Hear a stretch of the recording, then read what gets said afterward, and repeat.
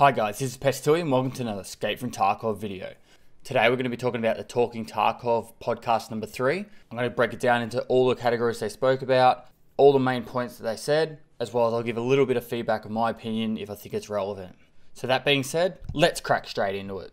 So today's podcast had Nikita and Klean, of course, and then Dayzru and Smoke. Started out with Klean asking Nikita where the direction of the game is headed. And Nikita responded that he wanted to release smooth patches in the future of high quality content without delay.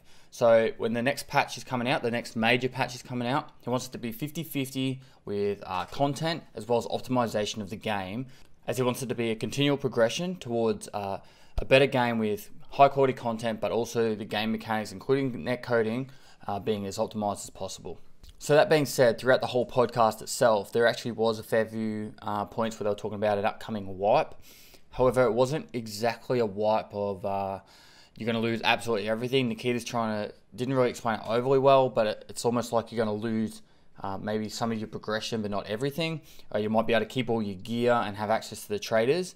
So I'm not exactly sure what that's going to mean yet, but hopefully in the future we'll get better clarification on that. So next they moved into soft skills. Now with the soft skills, Nikita made the point that it shouldn't be that a soft skill should be leveled very quickly, and he said that some will probably never get maxed. Just like in real life, one person might be better at something because he does it a lot more, whereas someone else might be better at something else. A good example of this is in the game at the moment with the mag skill leveling. It's taking forever. I'm just hit level 2. And it's probably never going to, I'm not going to hit it at least before the next wipe, but it'll take a very long time to get it up to max level. And I think that's probably where Nikita's aiming with this comment. He wants to make it as a progression over time, and some things will take either forever or a very long time.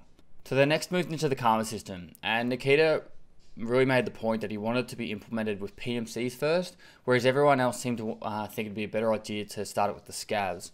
Now with the PMCs, he wanted to make it so it wasn't just about killing or finishing a raid with the PMC would make it better, and it was kind of a little bit difficult to understand the full intent of where it's going to head. That being said, it was a little clearer with the scavs. So with scavs, apparently if you go up to a scav boss and shoot him in the head, it's going to be multiple raids where next time you go as a scav, that the whole raid will already still be after you. So there'll be a repercussion that will flow on over multiple raids.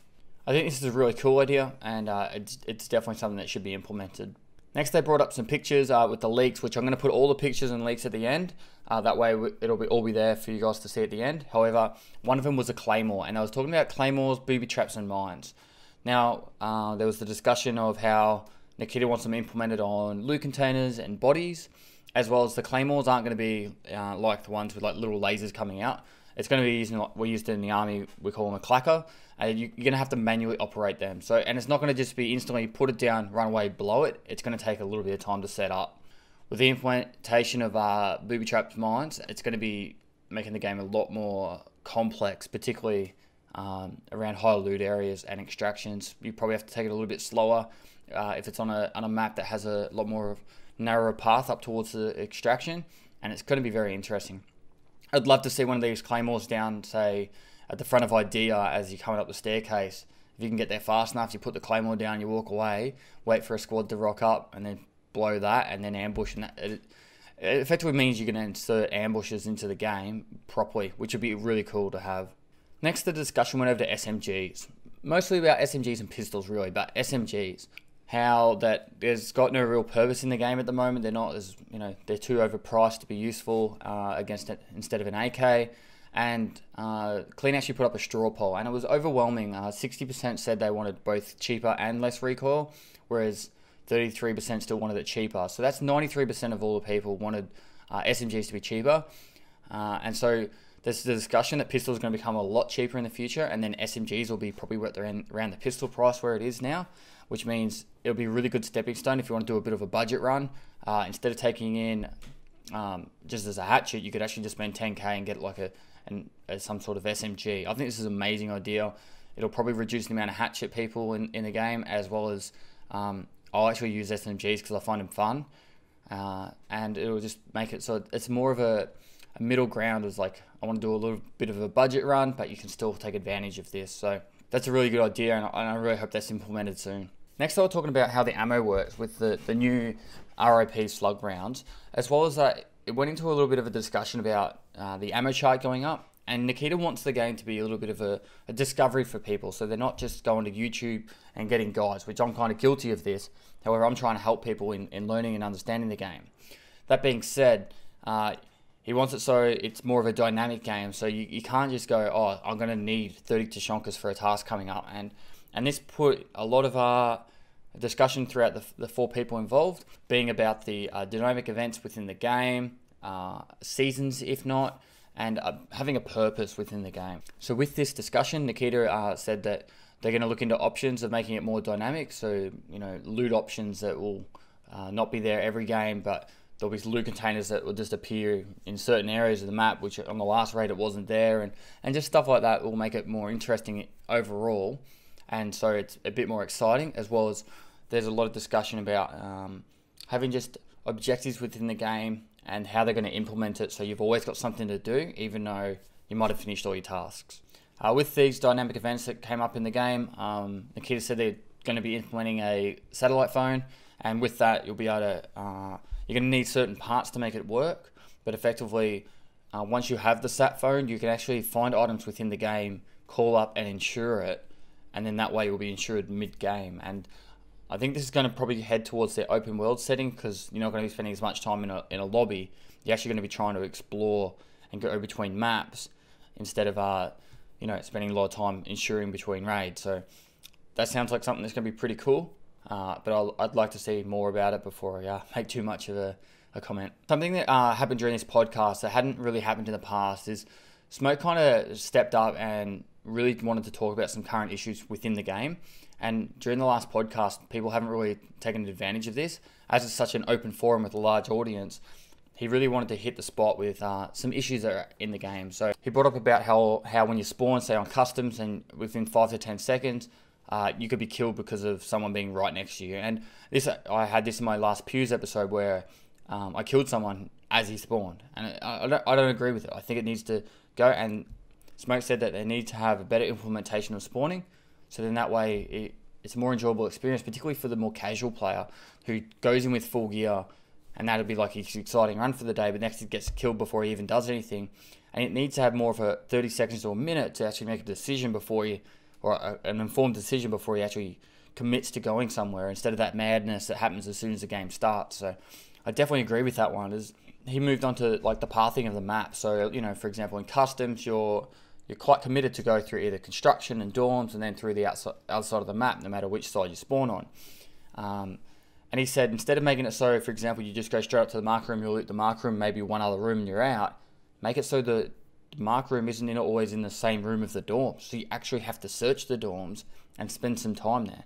And I think this is a really cool idea. It goes into making the game more dynamic, and it's definitely something that would be interesting to have in the game. And obviously that goes into the random loot containers and spots within dorms.